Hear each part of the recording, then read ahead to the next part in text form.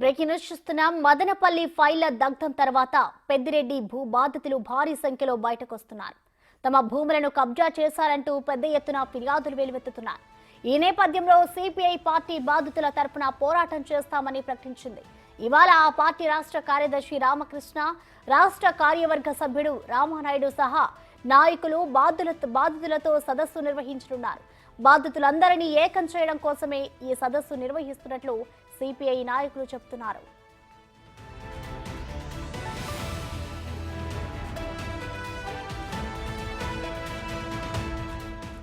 పెద్దిరెడ్డి బాధితులు భారీ సంఖ్యలో ఉన్నప్పటికీ గతంలో వైసీపీ అధికారంలో ఉండడం వల్ల ఎవరూ బయటికి రాలేదు.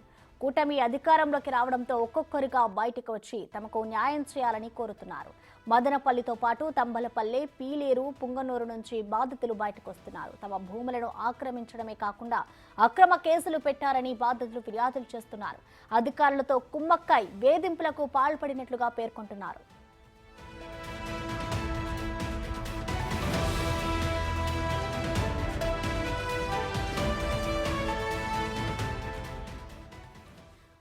దీనిపై కంప్లీట్ అప్డేట్స్ మా ప్రతినిధి దామోదర్ లైవ్ ద్వారా అందిస్తారు. దామోదర్.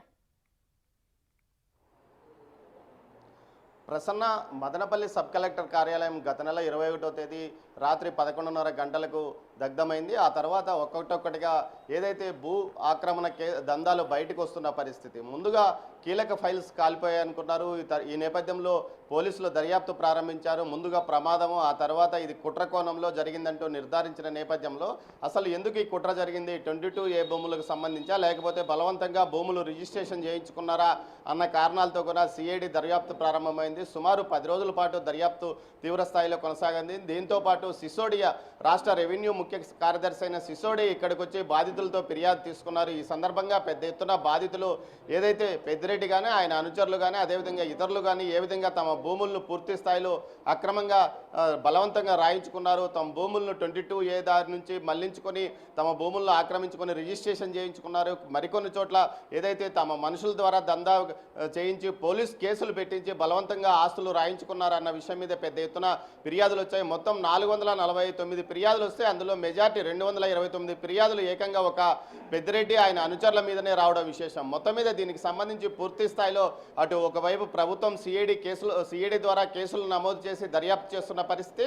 ప్రస్తుతం ఏదైతే మదనపల్లిలో సిపిఐ ఆధ్వర్యంలో భూ బాధితులతో ఒక సదస్సు ఏర్పాటు చేశారు. వీరి దగ్గర బాధితుల దగ్గర ఫిర్యాదులు తీసుకుని వాటిని తాము ఏ విధంగా పోరాటం చేయాలన్న విషయం మీదనే ముందుకు వెళ్తున్న పరిస్థితి. ప్రస్తుతం మనం మదనపల్లిలోని ఏదైతే భూ బాధితుల సదస్సు కార్యక్రమంలో ఉన్నామో నిన్ననే ఏదైతే దీనికి సంబంధించి ఒక 8 మంది పైన కేసు నమోదైంది. 4 కేసులకు సంబంధించి ఎఫ్ఐఆర్ కూడా బయటకు వచ్చిన పరిస్థితి. మాజీ ఎమ్మెల్యే నవాజ్ బాషా ఇంట్లో ₹1 విలువైన దస్తావేజులు కూడా దొరికినట్లు సమాచారం. అదేవిధంగా మాజీ మున్సిపల్ వైస్ చైర్మన్ అయిన జింకా వెంకట చలపతి, రామకృష్ణారెడ్డి, అదేవిధంగా పెద్దిరెడ్డికి ముఖ్య అనుచరుడుగా భావిస్తున్న రైస్ మాధవరెడ్డి వీరి ఇళ్లలో కూడా పెద్ద ఎత్తున రికార్డ్స్ లభ్యమయ్యాయి. ఏవైతే ఉండకూడని రికార్డ్స్ వాళ్ళ ఇళ్లలో ఉన్నందువల్ల కేసులు నమోదు చేశామని చెప్తున్నారు. దీనిపైన మనతో మరి మాట్లాడడానికి సిపిఐ రాష్ట్ర కార్యవర్గ సభ్యుడు రామానాయుడు ఉన్నాడు, అదేవిధంగా మిగతా నాయకులు ఉన్నారు. చెప్పండి, మీరు ఈరోజు సదస్సు ద్వారా ప్రజలకు ఏం చెప్పవాలనుకున్నారు, ఎలాంటి మనోధైర్యం కల్పించబోతున్నారు? ఈరోజు మదనపల్లి రెవెన్యూ డివిజన్ పరిధిలో పెద్దిరెడ్డి రామచంద్రారెడ్డి వాళ్ళ తమ్ముడు దొరకనాథరెడ్డి వైసీపీ ప్రభుత్వం అధికారం ఉన్నప్పుడు రైతుల దగ్గర నుంచి చిన్న చితక పేద ప్రజల దగ్గర నుంచి భూములు బలింతంగా లాక్కోవడం, వాళ్ళ పేరుతో ఉన్న భూముల్ని ఆన్లైన్లో ఏరే వాళ్ళ పేర్లు మార్చడం, దొంగ రికార్డు సృష్టించి భూములన్నీ కబ్జా చేయడం జరిగింది. అవన్నీ కూడా బయటపడతాయనే ఉద్దేశంతో ఆర్డీఓ కార్యాలయంలో ఉన్న ఫైల్స్ అన్ని తగలబెట్టడంతో బయటపడ్డాయి. ఈరోజు మురళి ఆర్డీఓ ఉన్నప్పుడు ఆయన పెద్దిరెడ్డి అనుసరుడైన మాధవరెడ్డి